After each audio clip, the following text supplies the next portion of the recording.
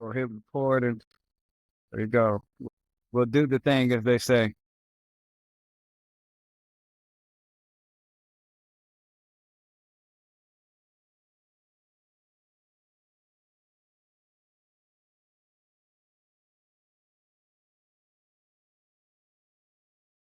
Anytime you're there, pick it off.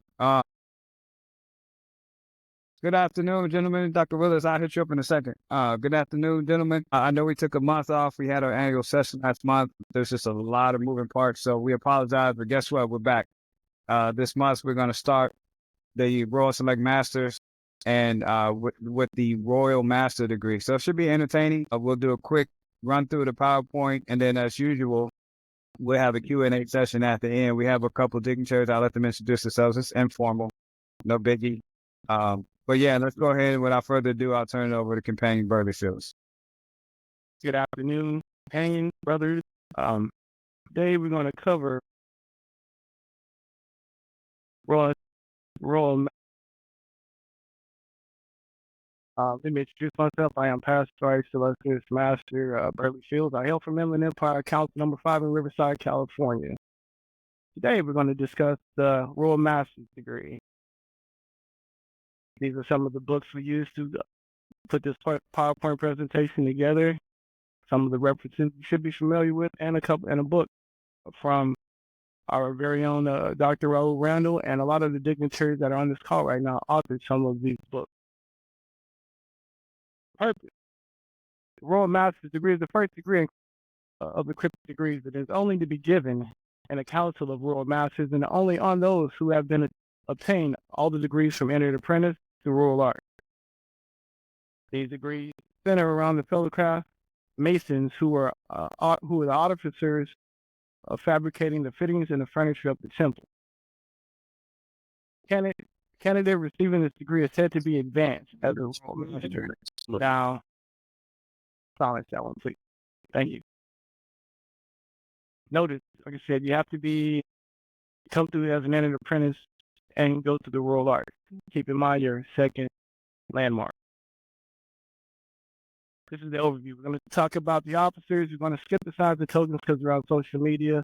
I'm going to discuss the jewel, the history of the degree, the biblical scriptures associated with the degree, and then the lesson.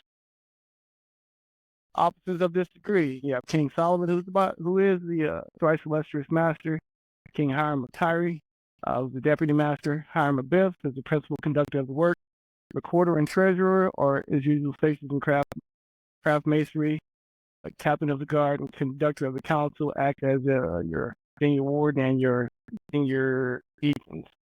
Steward and sentinel, guard the door.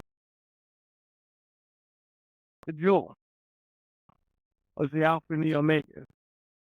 These words allude to the beginning and the end, the first and the last of anything, and they have generally been adopted as signifying the deity. In the New Testament, Alpha is the title that is applied to Christ in John's passage from Revelation and is read during the circumambulation. It symbolizes the idea of the divine mind, as in the beginning or the firstborn of all creation. Likewise, Omega is a Greek word meaning the last, the end, the objective, the fulfillment, the perfection. And in Christian symbolism, Christ being the Alpha and the Omega is the first and the last, the beginning and the end. Reference from Revelation 20, verse 13. These words together signify the allness of truth. We can think of them as the ideal creation of God, or the image of God, the divine mind, and all things come to existence, and the search for the truth is the goal of perfection. The Alpha and the Omega is the great truth of which Adoniram is in search of. It is the word, the fulfillment of all good in everybody and in all things. What some of the Regalia looks like back in 1810.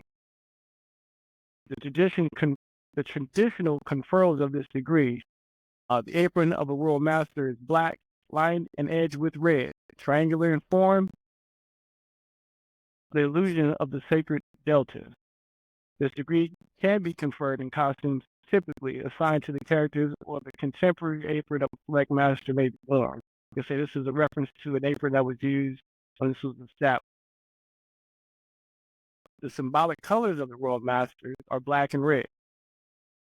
Black is significant of the Greek of the craft for the loss of their operative grandmaster and chief builder. The red of his blood, which was shed in defense of his integrity. Hence, the apron and collar of a royal master should be black, lined and edged with red. The apron must be triangular form. It's an allusion to the sacred delta. In regard to this, it's really hard to find this regalia online. You can find this actually on Bricks Mason. So if you want to get in character with this degree, this is the regalia for Royal Master. Collar, a little bit more hard to find.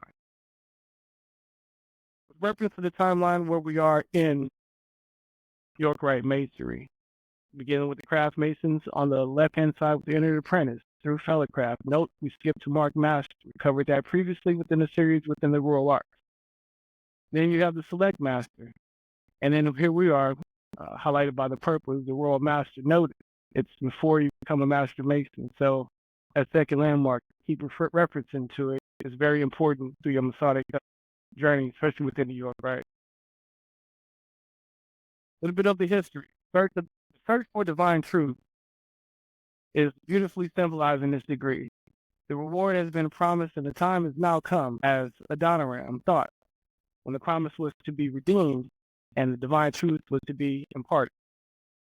It is evident that this degree was founded in the ancient temple by the first most excellent Grand Master. All persons present, except the first and second officers, must have been merely fellow craft masons.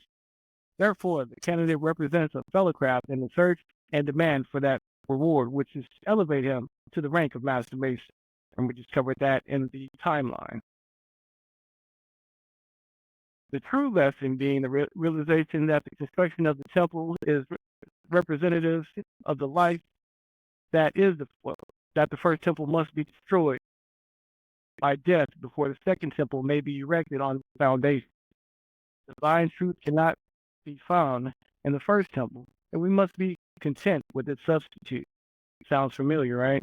At the ending of your Master Mason. The period of time referred to in the first and second section of this degree is different. In the first section, Hiram Abiff is active in the construction of the temple. In the second section, he is missing, and the temple is very near completion. It is evident by the presence of the Ark of the Covenant and the investiture of Adoniram, with the responsibility of the master builder. The search is not complete, as he is instructed in due time, he will receive his reward and is returned to the clay ground to continue his labor. An illustration of what the Holy of Holies looks like. Adoniram. The Royal Master's degree, we're introduced to the pivotal figure by the name of Adoniram, a name which is of importance in Scottish Rite Masonry. History informs us that Adoniram is directly linked to the legend of Hiram Abiff, and rumor states that he is the brother-in-law of the Grand Master himself. The name Adoniram takes an important position in Masonry, and although the time of action with which he appears is confined to the period where King Solomon's temple was being constructed, Adoniram was the son of Abda, whose name was Obadiah, also Obadiah. The name of Adoniram in Hebrew means, "My Lord has exalted." The duties of Adoniram can be recounted in 2 Samuel chapter 20, verse 24. Adoniram, or Obadiah, the prophet, was a tax collector in the United Kingdom of Israel for 4 decades. From the late years of King David's reign until the reign of Rehoboam. His life and existence describe one of the 3 levels of fellowcraft at the building of King Solomon's temple. The legend of Adoniram derived from a single passage in 1 Kings chapter 6, verse 14, where it tells us that King Solomon made a levy of 30,000 workmen firm amongst the Israelites. Continues to tell us that King Solomon of Israel sent 10,000 workmen a month to labor on Mount Lebanon, and that he made Adoniram his superintendent. One tradition mentions that Adoniram is the brother-in-law of Hiram Abiff, and another, it claims that he was the architect of the building of the temple.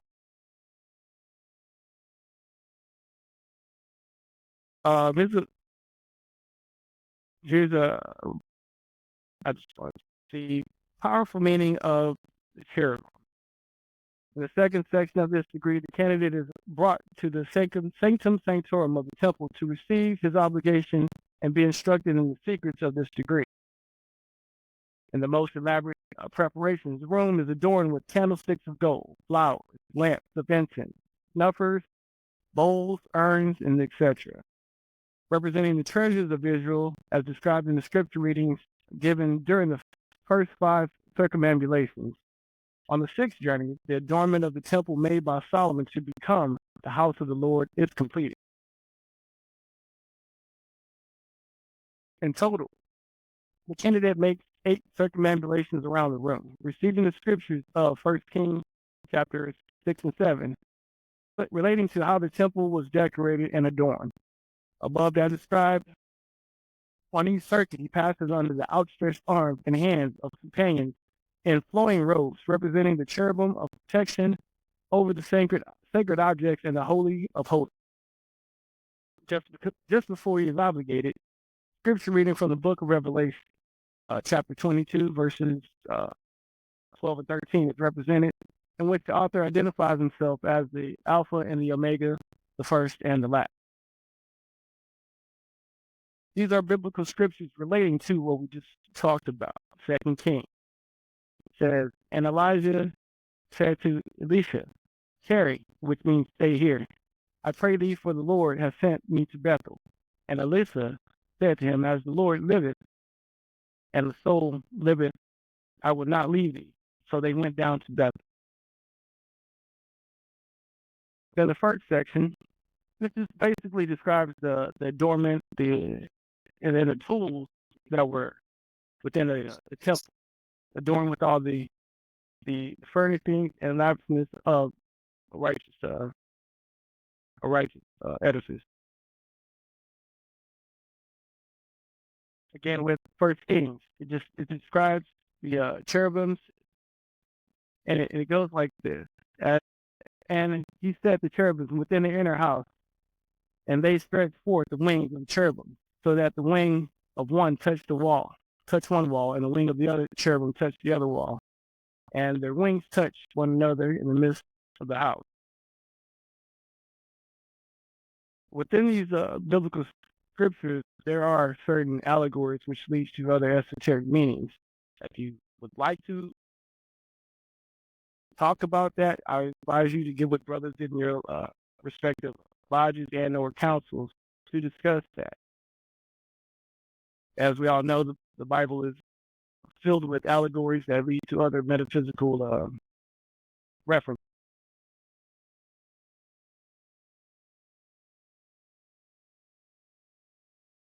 With Revelation, as we get the full mind, body, and spiritual aspect of it, it ties up like this here. It says, and behold, I come quickly, and may my reward be with me, to give every man according as his work shall be. I am the Alpha and the Omega, the beginning and the end, the first and the last. Blessed are they who do his commandments, that they may have the right to the tree of life, and may enter through the gate to the city. And we're left with the charge. Let brotherly love continue. Be not forgetful to entertain strangers, for thereby some have entertained angels unaware. What did that all mean?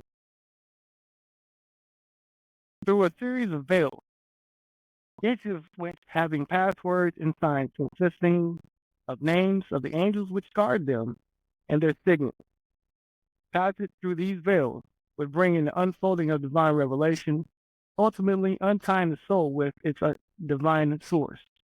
Of course, this motif of traveling through veils guarded by sentinels by the benefit of passwords, which are actually names, should be immediately familiar to a companion of the royal art.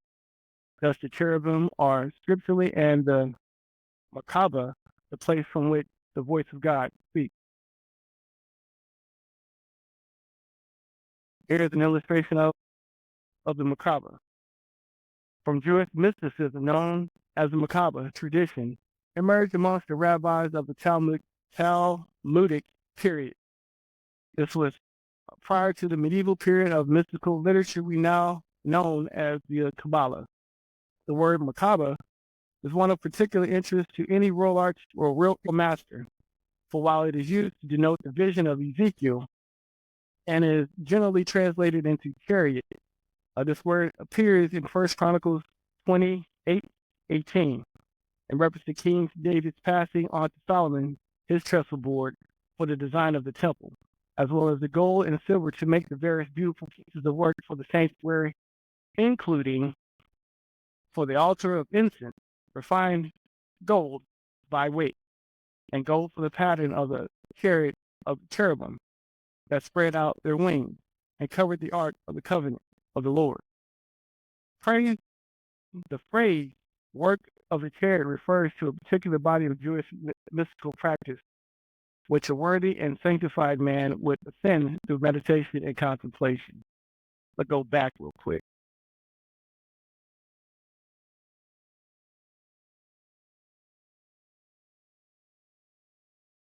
Now, the Merkabah, as a description, if you're in a meditative or very, I don't know, say, heightened frequency of vibration, you can actually witness this or be in the presence of this. Kind of iffy with those that about esoteric masonry, but that can be achieved through esoteric masonry if you actually practice it. That's the reason I went back to that. But Ezekiel was a vision. That's a real thing. It can happen, and if you're an adept student of cryptic masonry, it can be achieved. Our lesson, coming from the Council Number 1 in New York, together and resolve that all master masons who, by their industry, skill, and fidelity in their search after truth, should be rewarded by imparting to them the word. In the first section of this degree, Adoniram makes an inquiry of Hiram regarding when, how the word will be found and received. This is done at noon. Daily hour of refreshment wherein Hiram enters the unfinished Sanctum Sanctorum, prays and work on designs for work yet to be done in the adornment of the temple. Going back to that, he was in a meditative state. So the image that we just saw, that's what Hiram was experiencing. In response to Adoniram's question, Hiram delivers a beautiful annunciation in regard to the death and his faith in resurrection. When the hour of refreshment has passed, labor is resumed in order for the fellow crafts to repair to the clay grounds between Sukkot and Zeradiah. The events of the second section occurred during that brief period after the death of Hiram and between the discovery of his body and his honored interment. And it is interesting to note that in all initiations in the ancient mysteries, there was a legend of the violent death of some distinguished personage to whose memory a particular mystery was consecrated, of the concealment, alphinism in Greek of the body, and the subsequent discovery, neuresis in Greek. This is all sounds familiar to the drama represented in the Master Mason's Greek. So this basically fills in the gap where with that area of confusion is between the not finding Hiram Abisk and the discovery of his body. So this kind of fills in that gap. However, the ancient initiates were not terminated by euresis or discovery. Other ceremonies that were performed by which the restoration of the fallen hero to life, apotheosis, that is, his change to immortality was represented, after which the candidate is invested with full knowledge of all the instruction and ancient mysteries that were designed to teach. In a word, the candidate was instructed with the divine truth. So you'll get the divine truth in this degree. In summary, ceremonies of this degree, Royal Master, are very brief and briefer and simpler indeed that those of the preceding degrees symbolically. However, they represent one great idea in true Masonic, one of the laborers seeking for his reward. I always want the word. I'm trying to get that word. That's what I'm trying to do. Throughout all the symbolism of Masonry, from the first to the last degree, search for the word has been considered as symbolic expression for the search after truth. The attainment of this truth has always been acknowledged to be the great object of design for all Masonic labor. Divine truth, the knowledge of God, concealed in the old Kabbalistic doctrine under the symbol of its ineffable name and typified in the Masonic system under a Masonic expression of true word, is the reward proposed to every Mason who has finally faithfully wrought his task. In short, this is the Master's way. Finding the 2024, we have been noticing throughout society, has been a year of truth, whether it be messy or enlightened. The year 2024 is a year of truth.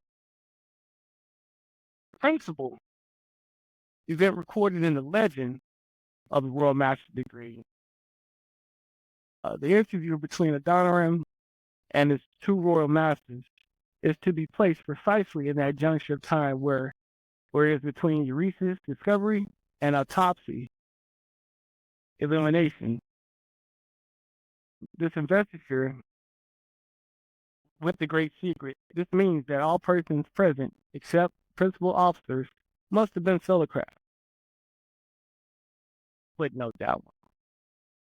Royal Master degree then symbolically represents a fellowcraft in search of and making a demand for the reward, which is to elevate him to the rank of Master Mason. The search for the word is therefore a symbolic representation of the search for divine truth. It is, in short, again, the Master's wages. In conclusion, wrapping this up, we are but a substitute for the revealed life. When we unite to the true word or sacred life through spiritual thought, study, and prayer, the word is made flesh, and we begin to confirm the idea of the divine will, corresponding to the perfect thought and perfect action. Such is the transition of the Royal Master to a divine being. He who comes to ask to seek the truth must begin by placing himself beneath the extended wings of the cherubim, which is the protected divine power, who alone is truth, and from whom alone truth can be attained. With that, I always end my lectures with this. Space inside this circle represents the realm of my knowledge. All that I think I know about whatever I think I know is depicted right here within this circle. I must keep in mind that there is more to know than what is in the circumference of my awareness. And this is a quote from Dr. Ray Higgins. And with that, that's how we bring darkness to light. That is the conclusion of this lecture. All right, bro. Hey, first of all, great lecture.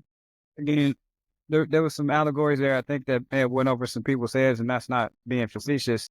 That's just, we'll talk about it. But let me open up the floor for questions and our comments regarding the presentation. I have something to ask. How you doing? This is Companion Celestino Casillas. I'm with the Inland Empire, chapter 18 and chapter 5. So, okay, my question is, you talked about we're talking about you have to go under something, and that was under the divine protection of the cherubim. Is that allegory to going under or raising the arch? Bradley, you want to take that, or you want me to get it? Well, yeah, you get it. I'll just put that. So as we think about, if you listen to the first part of this lecture, first of all, this degree symbolizes a fellow craft in search of further light. If you notice that Adoniram, who the candidate represents, Hiram Abiff led him to the Sanctum Sanctorum and the Holy of Holies, which is the most sacred apartment underneath King Solomon's temple. So that's the underneath part. They went to the 9 arches and apartments underneath King Solomon's temple, which was the Holy of Holies, where the Ark of Covenant was kept. So the candidate is seeking, the candidate being Adoniram, trying to learn more, get more light in masonry, understand what this Ark of Covenant is and what it's about. I hope that helped you. Oh yeah, that answer actually put me in the right direction. And I asked that question not just only for myself, but so we can enlighten other people who may not know that. Gotcha, bro. Who else, brothers? And we'll just say brothers because general. It's a mixed crowd, so we'll just say brothers. Hey, what's going on, brothers? Brother companion Orlando, Mount Moriah, chapter number 4. What was the biblical reference that you used? I didn't catch the scripture. Well, the biblical references we used came from our Scottish Rite Monitor, our reference book, and those references were from 2 Kings.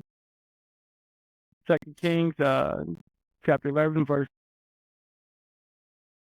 of 1 Kings, chapter 7, verses 48 through 50, which talks about the furnishing that the laborers were crafting and putting together to furnish the temple. And then you had 1 Kings chapter 6 and 7, basically reciting what the cherubim, their function, not so much their function, but their place within the holies of holies. Because if you you can go more metaphysical with that discussion, especially you're talking about King Solomon's temple. So one, it could be a physical building, but two, it could be an overlay for the physical building of your body. And if you want to work on the allegories of what that is metaphysically and spiritually, you can use those biblical references to reinforce that. Noted. Thank you. You're welcome. Any other brothers got any questions or insight? Right. Again, this is where we get into the Q&A. This is the most important part of what we do every month. This is actually my favorite part because the lecture gives us thought-provoking information, and then we do the Q&A, and then we learn from each other essentially. So, brothers, please, questions, comments. Like I said, if you have young brothers within your lodge that have questions, like when you go through the craft masonry through those first 3 degrees, and then generally you should have those questions like, what am I missing? These degrees fill that void. The thing is, most brothers, when they go through the first 3 degrees, think that's it. That's not necessarily true. He keeps telling you you're in search for more light. You keep asking the question, what are you in search for? Well, specifically with this degree, it kind of puts you in that frame of mind of, oh, this is what I was looking for. You have to keep looking.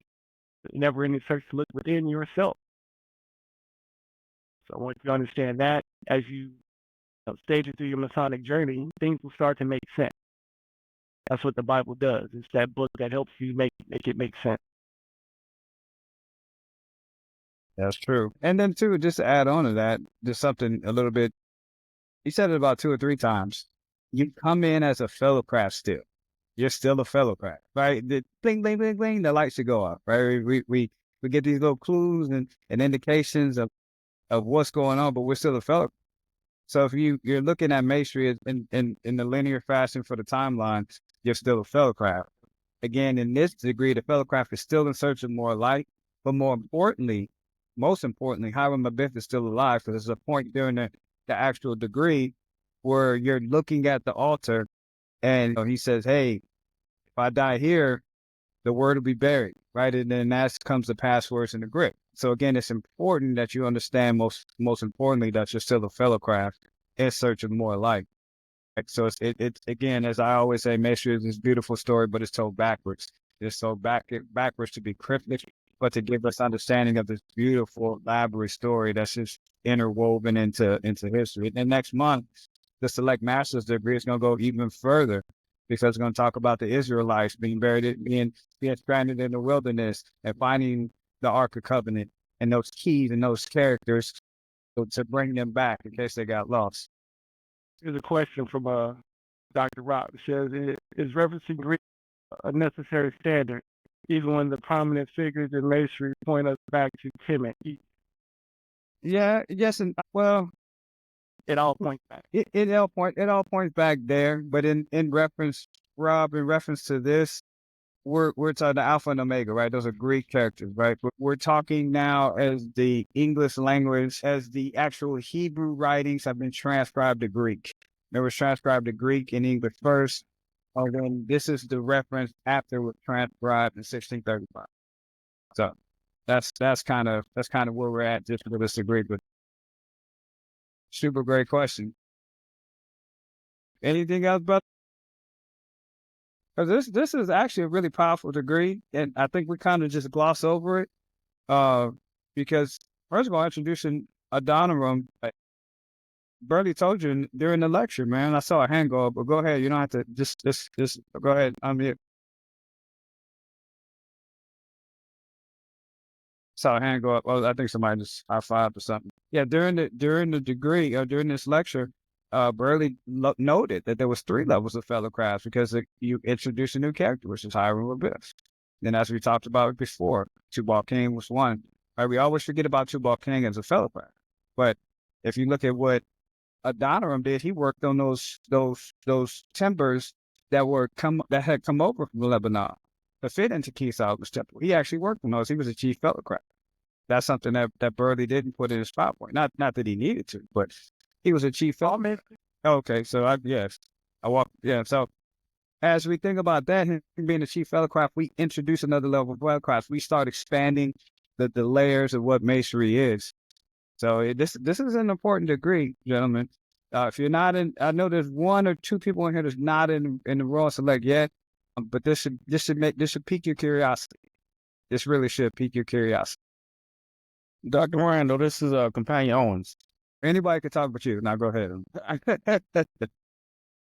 Hey, Companion Phil, it was an excellent lecture. I am not in the Purple House, but you have definitely sparked my interest. But this question is for anyone in general. So I'm in the Red House. Would you suggest, I achieve a certain amount of knowledge or required time frame before moving to the Purple House, or would you recommend to go red and go straight to purple?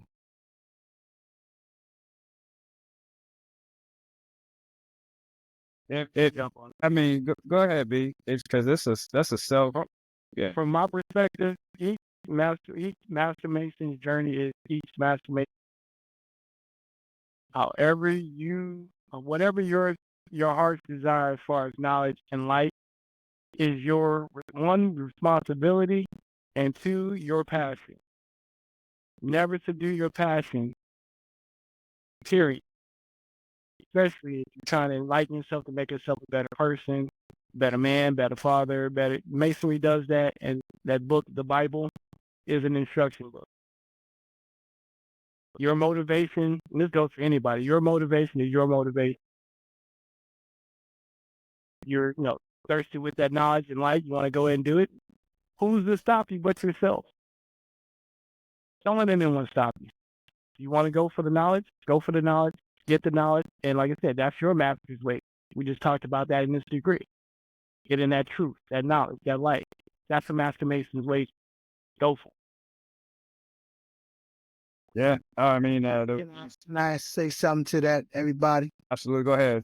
Greetings, everybody. Bring you greetings from Maryland. To answer the brother's question, I think you should. And the only reason why I say that is, we become Master Masons when we join Ancient Craft and we go to Royal Arch. It's like the second leg. When we get to Royal Select, it's the 3rd leg. That's when you complete the circle of perfection. You've just completed Ancient Craft Masonry. There's a story. So when you read your rituals, like I tell everybody, there's a story in the rituals. Yes, the timeline is out of order, but there's a story there. So when you do go from one degree to the other, and then you start to read the scriptures and the charge and everything else, it makes sense. So yes, in due time, I say yes, go ahead and do it. But once you complete that circle of perfection, it will all make sense to you. Thank you, gentlemen. I wanted to add, if I could, one more to that, if y'all got time. Yeah, you got time. You got Oh, 25 more minutes left. oh, okay. The only thing I would say, Companion Quinn, you can only eat an elephant one bite at a time, right? So if you feel like your mind is ready to expound on what the purple has to offer, that's a great look. Just make sure you grasp the things in the red, because that's ultimately what's going to help you to go into the purple. You know what I'm saying? You learn about the arches and everything like that, and then you go to the purple, and then you start learning about the 9 arches and all that kind of stuff. So just make sure you you're taking your time to really, really digest what the red has to offer too. And then once you go into the purple, you start to be able to connect the dots, because as Pastor Master Randle always said, masonry is a beautiful story told backwards. So all you're doing is you're just picking up the pieces to the puzzle that you really already have together, but you just putting the places in one house at a time. You know what I'm saying? So that's all I'll say. That's it. And most importantly, and simply, you're building your own spiritual and ornamental edifice. You are building your own spiritual and ornamental edifice. Nobody can build it for you. You can only aid in building it yourself. But knowledge is obtained by what? By degrees. Wisdom dwells in contemplation. So there we must seek her. Those are powerful words, again, that we cross over. Go ahead, Trey. Yeah. So thanks, Dr.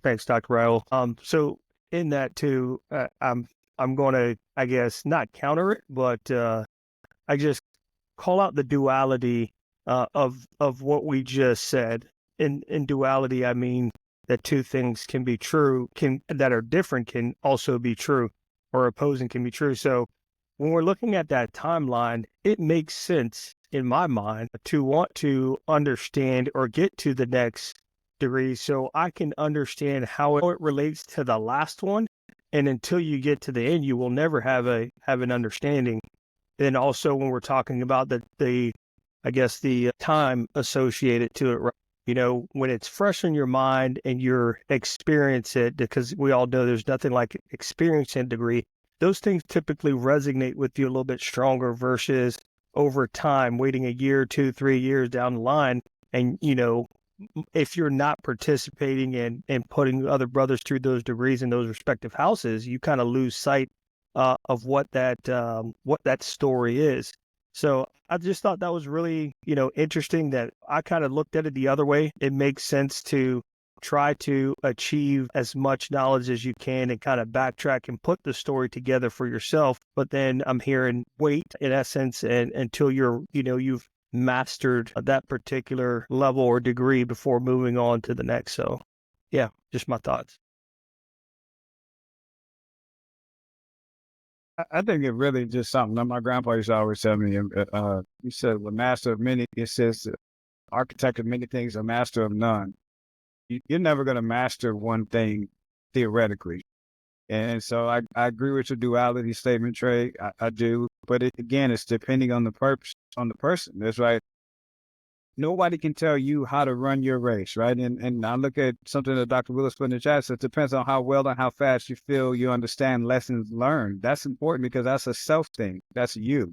Like, how do you feel, right? What do you want to do? Because I could tell you, run the race, go 3 paces, go left, go right, but that may not be the way you run the race. Again, this is your own spiritual and ornamental edifice. I keep saying it. You have to build your own temple. Nobody can build it for you. And how that happens, or the speed of which that happens, that's totally up to you. But I think in general, we got to stop gangbanging in masonry, right? It's always the blue house versus the York, right? Let's just address the elephant in the room, because that's kind of what it's coming down to. It's always symbolic lodge versus, well, you can't get to step 33 unless you take step 1. So you got to go through the symbolic lodge, right? But you need to get into your landmarks to understand the totality of the story, right? There's bits and pieces that we leave out conveniently to tell a story that we want to make it our own. And I want to add something to that. So as far as people or brothers' understanding of masonry, well, number one foundation, you have to have some working knowledge of the Bible. Whether, you want to read through it from very first page to the end, or listen to the audio version of it, you can do that. The thing is, you need to have a working knowledge of entire books, not just phrases, not just verses. Because in order to understand Mason, you have to understand the author, his intent, what inspired him, what they were going through during that time frame that they're talking about in the Bible, and how does it relate to, I don't know, your environment around you and or society for that matter, because there's a lot of allegory that's in the Bible now. Well, that's always been in the Bible that relates to topics today that we're living through this second right now. As far as, you know, your mental health, your physical health, and your spiritual health. All of those are contained in the Bible. It tells you how to take care of that. Specifically within our degree, certain biblical phrases are tuned to put us in the right frame of mind to receive the Lord in his presence. When 2 or 3 are gathered in thy name, that type of stuff. So if we don't have a working knowledge of the Bible, at least, I don't know. Here's a challenge for all master makers. If you have not read the Bible or listened to the audio version of it through its entirety, I challenge you to do so. You do that and you pair it with your Masonic teachings, a whole revelation of things would just pop up in your head. You're like, I've never thought of that. Things become a lot clearer once you understand those concepts. Stay tuned for next Friday in the Chester Board Talks. We actually, ironically, going to talk about the Bible and the majority of the references Brother Burley provided us were from the Old Testament, right, which was primarily in Hebrew and Aramaic. So I don't understand. I'm asking the question, where does the, I guess, Greek come from? Why is it? Yeah. Yeah. That was a split. That was a split that we just talked about. Remember, 1635, the original Bible was written in Hebrew. Yeah. And I've said this before, that we look at Hebrew and we read it from right to left. As the Bible was transcribed, it was transcribed into Greek, into English. And so there was a literal interpretation. There was a loss of many books, the Pentateuch, right? Those first 5 books are really pivotal in the Bible that we don't really dive into, but there was a loss of 15 of those books as we transcribed it, and then a literal interpretation. And Orlando can kind of expound a little bit on this too, but there was a literal interpretation that changed as it went, but it changed to Greek and Greek and English, and that's where we're at today. Yeah. Like, so what I was going to mention, so when it came, I think, from Latin, I think at the time, King James had authorized a group of scholars to translate the Bible, and it was translated into 3 parts because there was a section of the Bible in 1611 that was in there, but it's not in there anymore because it got taken out. So what happened was there was a group of scholars, half of them were translated the Old, which is the Old Testament, and then you had half translate the New, and then you had like 2 translate the part that was taken out, which was called the Apocrypha. A lot of people say it's not really candid and related to the Bible, but if you pay attention to the history, like the history of the Maccabees, you learn about 1st and 2nd Esther. You learn about the rest of Esther, right? You learn about 1st and 2nd Esdras, which is really Ezra, the prophet. So that's how it got translated. So it was a group of people translating the New Testament. You had the Old Testament. You also had the Apocrypha was translated as well. And if you want the Bible with the Apocrypha in there, there is a 1611 version that you can actually get. I think you can find them on like Amazon or even on the Biblical Bible app. You can have that as well. So when we talk about a story being told backwards, once you start reading into the history of that book, it's going to start connecting a lot more dots.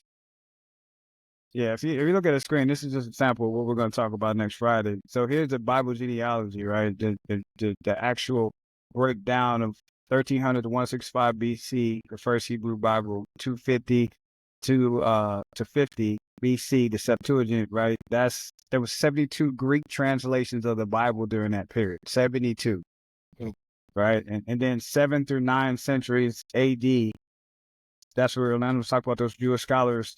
Now these scholars got together to kind of further expound the Bible, but the 1611 Bible does include all of that stuff, right? So again, there's a lot that we just don't get. We got to think outside of this metaphoric box to really understand what is it and who we are as Masons, and how is the Bible really tied into everything that we do on a day-to-day basis as a Master Mason? How does it really shape us? Again, it's just stuff we don't think about. It would say you don't know what you don't know. How about that? If I may, sir. Yes, please. Yes. So the modality of our craft is it's modeled in such a manner whereby it forces you to dig deep, and it forces you to use our God's given ability of reason and logic. Now, that said, there was a great man by the name of Josephus, who was Roman and Jewish, and he is acknowledged to be one of the first ones to actually interpret the ancient scripts into the modern language. So one could say that Josephus played a huge part in the beginnings of the translation, perhaps. And that part is where the Latin came in, and so on and so forth.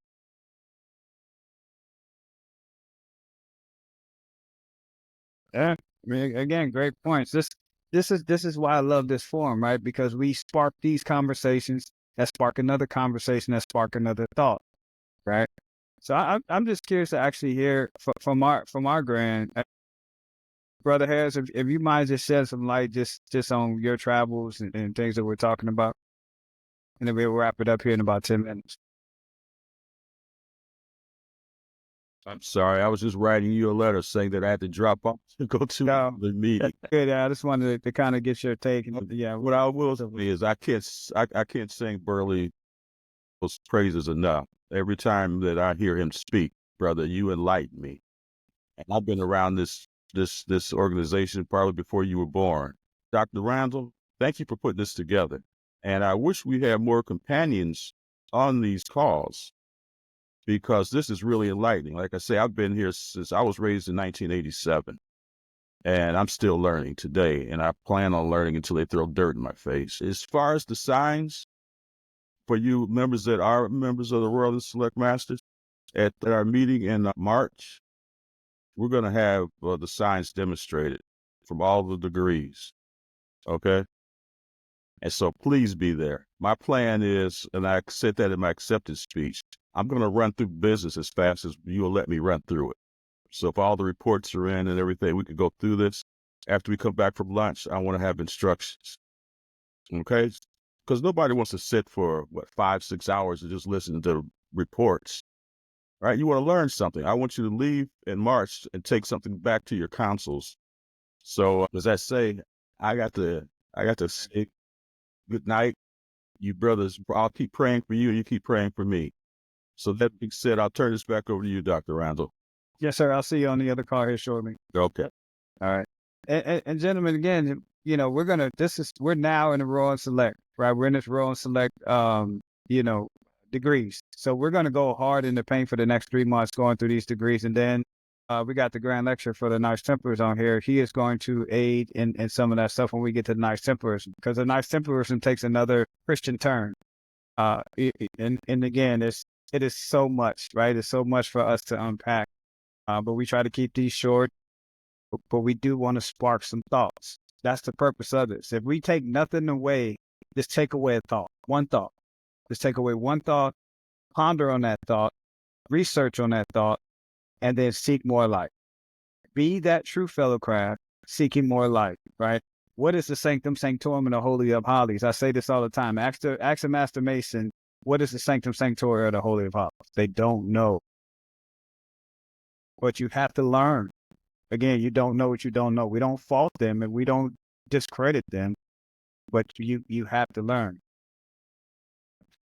That being said, we take a couple more comments, and then we're gonna go ahead and wrap this up. We don't want to impede on the United Supreme Council. Nobody's trying to get fired. No reason. Their day off. Building boxes. No, I'm just joking. Anybody else, brothers?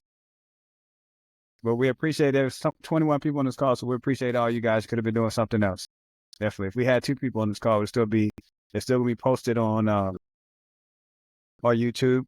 Once we clean up the video, it'll be posted on YouTube. So appreciate you, big bro, Dr. Willis.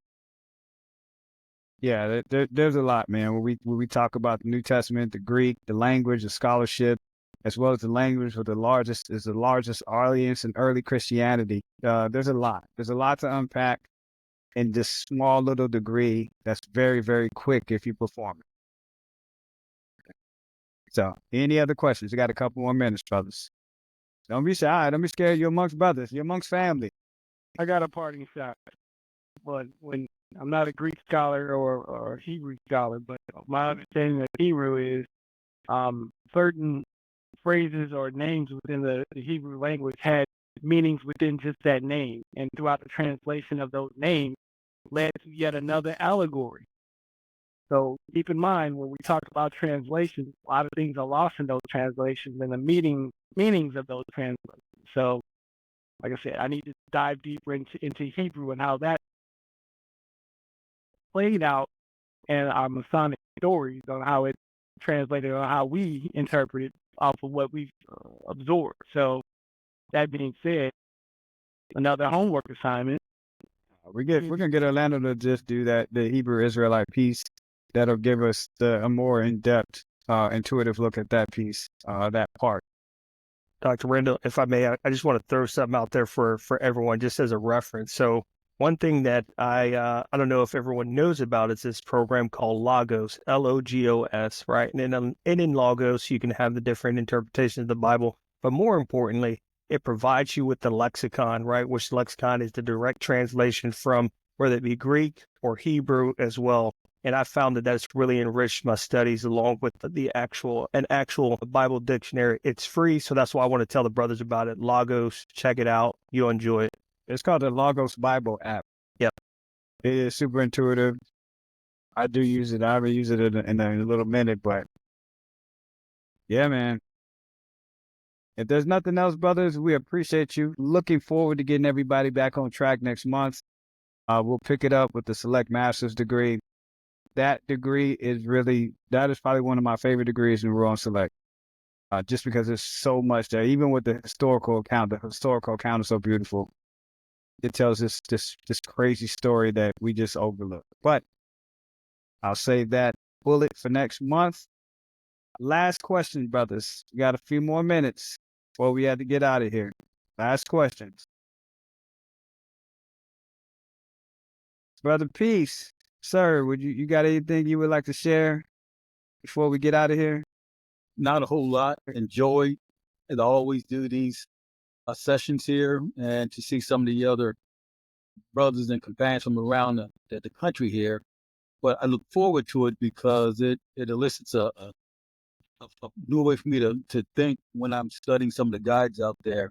So I do appreciate the hard work you guys put into it, and looking forward to the next session. Yes, sir. Big bro, Dr. Withers, got any parting shots? Then I'll go to Grand Scribe and I'll go to the other most excellent Grand High Priest. Hey, no, sir. You know, it's always, Sean, always a pleasure to see y'all moving the needle. Thanks for allowing me to attend. Great stuff. Yes, sir. Yes, sir. They're giving brothers a platform. This is a platform for which we can just expand, right? Expand our knowledge, expand our love for each other. Appreciate you, bro. Grand Scribe, Brumfield, you got anything? I know you just listening in. Nothing. Thanks for having me. I think it's my first meeting back since my surgery. I'm just glad to be here. Like my mentor just said, it's always a pleasure to share time with you brothers. So I don't have anything. Thanks for having. Hey, just a funny story before I go to most excellent Grand High Priest Strahan. The original council that I came in was Sean G. Willis, council number 30. Typically, when you said council named after a brother, that brother is pretty seasoned. We won't call him old. We'll just say seasoned. But Dr. Sean Willis is on this call. That's Sean G. Willis, council number 30. I just want to put that out there for historical account. It always just warms my heart, man, because that's one of my mentors as well. So love it. Love that brother to death. Most excellent Grand High Priest Strahan, I'm going to see you in a couple weeks, sir, but you have anything you'd like to share with the group? Great meeting, sir. Great. I will make sure there will be more people here on from the East Coast. Y'all know the football games are on, so you know when the football game's on, everything else takes a back seat. Yeah, I get it.